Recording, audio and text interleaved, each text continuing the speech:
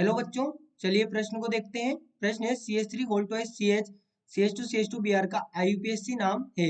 विकल्प है 1 bromo pentane, विकल्प बी 1 ब्रोमो 3 मेथिल ब्यूटेन, विकल्प सी 2 मेथिल 4 ब्रोमो ब्यूटेन और विकल्प डी 3 मेथिल 3 ब्रोमो प्रोपेन। तो देखिए यहाँ पर बात करें प्रश्न की मुख्य अवधारणा की।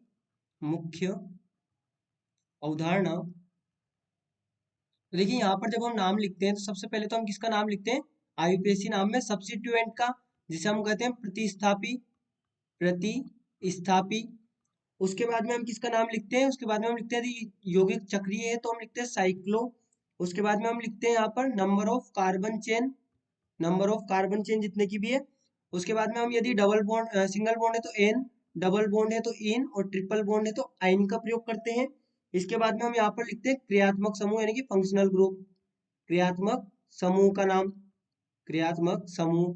तो देखिए यहाँ पर आईपीएसी नाम की बात करें तो जो यौगिक हमें दिया गया है वो किस प्रकार से, वो यहाँ पर CH3 CH3 CH2 CH2 Br। अब हम सबसे पहले तो क्या करते हैं कि सबसे लंबी श्रृंखला यहाँ पर चुनते हैं। सबसे लंबी श्रृंखला हमारे पास में कितने कार्बन की होगी? 1 2 3 4, 4 कार्बन की हमारे पास में सबसे लंबी श्रृंखला यहाँ पर है।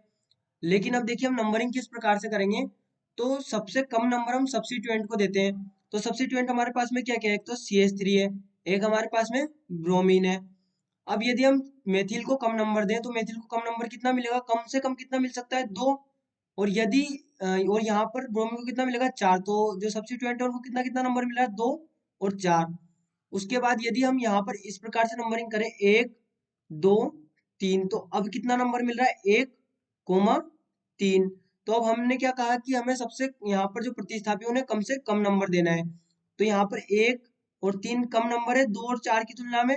तो हम इस प्रकार से यहाँ पर नंबरिंग करेंगे तो हमारे पास में हो जाएगा 1 2 3 4। अब हम नाम लिखें तो हम नाम लिखेंगे तो हम सबसे पहले ब्रोमीन लिखेंगे या मेथिल? तो हम सबसे पहले ब्रोमीन का नाम लिखेंगे क्योंकि अल्फाबेट के हिसाब से ब्रोमीन का बी पहले आता है। तो हम यहाँ पर लिखेंगे 1 ब्रोमो 1 ब्रोमो और 3 मेथिल, 1 ब्रोमो 3 मेथिल। और श्रृंखला कितने कार्बन की है?